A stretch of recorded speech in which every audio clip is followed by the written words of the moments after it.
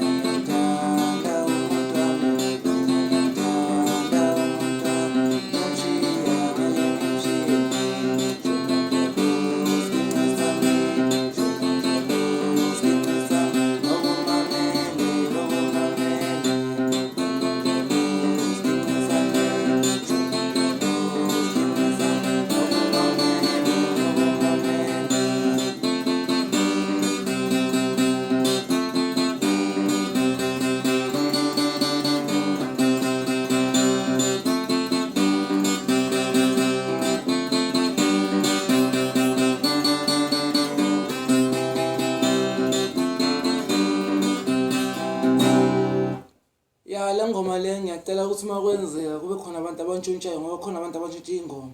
Nize nibatshele masenizwile ukuthi le ngoma le yaqanjwa idla amathonsi. Lisafunda isiginci, ngisafunda isiginci ngiqamba le ngoma. Seke manje ngiyayizwa ukuthi hayi cha iyavuma. Mase ngiyokhipha i-CD ngizoyifaka noma kungathiwa abantshontsha ngizoyifaka ngamane ngibize ngelinye igama kodwa ngizoyifaka. Ngizodlala nenye futhi manje ethi mina ngumsheli wentombi engaqomi noma ubani ehlula amasoka ekhona amagagu ehlula ngisho amasoka abantu abeyintombi ekhona amagagu. Mina ngumshayi wesiginci esingashaywa noma ubani sehlula umaskandi sikhona abantu abangamagagu kuphela.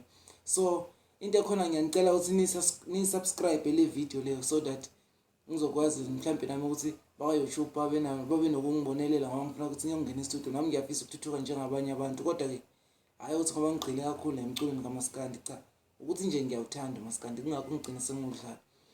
Ukudlala kwami isiginci lokhu akuzange kwaba ukuthi mhlawumbe mina ngibe nokuthi hhayi ngisavuka ngiyodlala isiginci cha. Wafika iphupho ngoDisemba 2015. NgoDisemba kodwa angisazi usuku zazungaphi. Kodwa nje bese ngizoya emakhaya ngabo November December. Ngaliziba lafika 2016 eqala unyaka ngalizipha, lafika ngoMeyi maqala uMeyi. Ngase ngitshela omunye ubhuti wakankomo Ishmayeli uhlala eMlazi kwaQ. Ngase ngiyamcela-ke ukuthi but Ishmayeli yazi kunephupho kanje selifika kwesithathu manje. So ngicela ukuthi ungihawukele, ungivele ibuhlungu nje. Ungizamise ngithenga isiginci ngoba mina anginayo imali. And ekhaya ngeke ngize ngicela imali esiginci since bengifundisa ngoba ngifunda lapha eMangosuthu mina. Ngisacela ukuthi nje uma ngabe unayo imali ungithengele isiginci khona ngisibonile se600 Su600 ungasibona sinje Su600 nami ngaba nenhlanhla kodwa singiyabela angisasithula 600 sesibo 1.2 ngoba nami ngasibona mhlawumbe bowuyilona leli phupho lengenza ukuthi singize ngisithole isishipho sihle nasibona sihle isiginci sami siphilile kahle siphelele. Ngithengele onyaka odlule 2016 mhla ka13 May ngangakwazi ukuthinta isiginci. Ngabe sengiyahamba ngiyakuzamana lubanyana ufunde eMangosuthu naye ngamtshela ukuthi ngicela ungifundise ukushaya isiginci. Wangitshela ukuthi isiginci sibanjwa kanje mfana sibanjwa kanje bese wayahamba uyipractice. Ngabe ngazomzwisa isiginci ngafika sizozamana ethi hayi cha siyasha.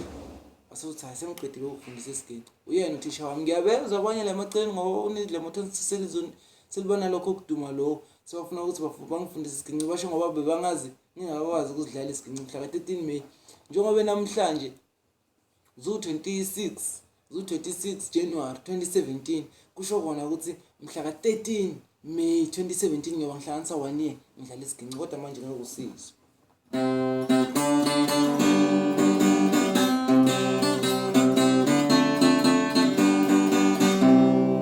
Hayi ukuthi bengizidlala ngoba manje bengikazi ukuzidlala cha ngasiqala mhla ka13 May 2016 namhlanje zu26 January 2017 imanga ngisohlanganisa unyaka kodwa la sengizidlala kanjani.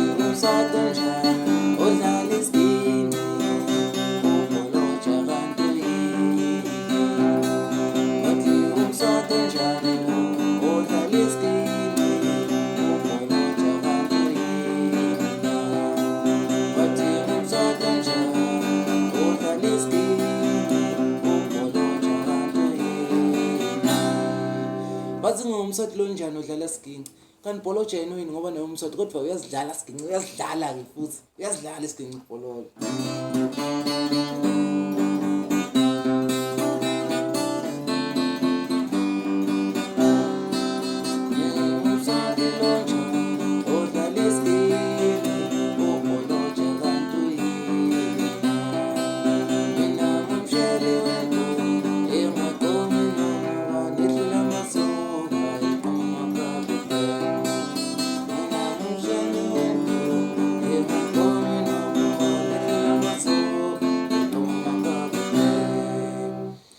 Nelinye futhi lo iqembu engikulona bathi ama50-50 sizoyifaka na interview la ku YouTube. Ngiyabonga bafethu nibe nosuku oluhle ngiyabonga nesupport yenu niqhubeke njalo ningisupport ni subscribe la ku YouTube ama video ami ngiyabonga.